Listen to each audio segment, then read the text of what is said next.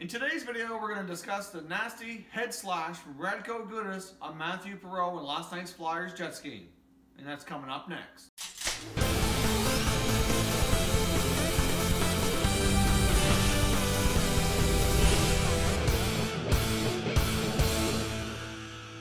Hey everyone, and welcome back to another video here at Top Shelf Hockey. If this is your first time here, thanks for stopping by. We cover and review all 31 NHL teams with an unbiased opinion, so if you love NHL hockey, hit that subscribe button now so you don't miss anything. Alright, jumping into today's topic, the nasty head slash from Radko Gudas on Matthieu Perreault last night. Now, for those of you who didn't see it, I am going to put a link down in the description down below, so at the end of the video, go watch it and you'll see what we're talking about. It was a pretty nasty incident. Radko Gudas basically came down with a two-handed slash right on the head and neck area of Matthieu Perreault. So I'd like to have a discussion with all of you to see what you think of the incident and whether or not you think he should be suspended. If you do think he should be suspended, how many games do you feel is appropriate?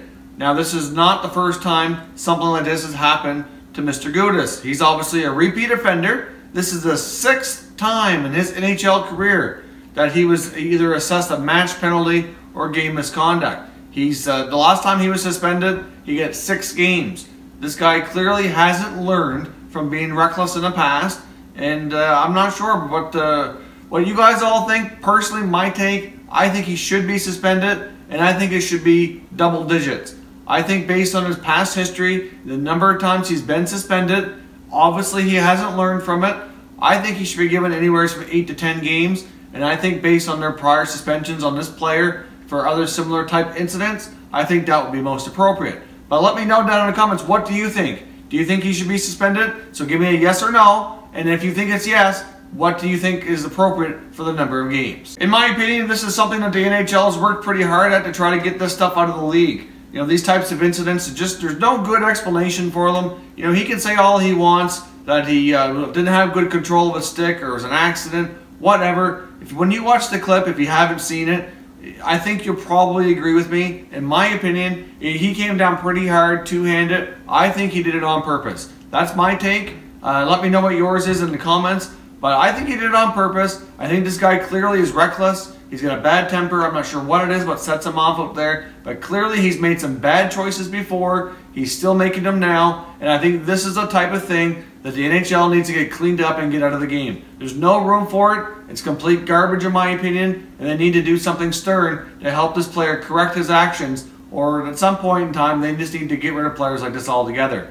I mean, look back at other players in the past that never learned. You look at guys like Matt Cook, for example. Matt Cook was always running around doing stupid stuff. You know, he's finally been in the league for a while now. You know, look back at like Sean Avery was another good example.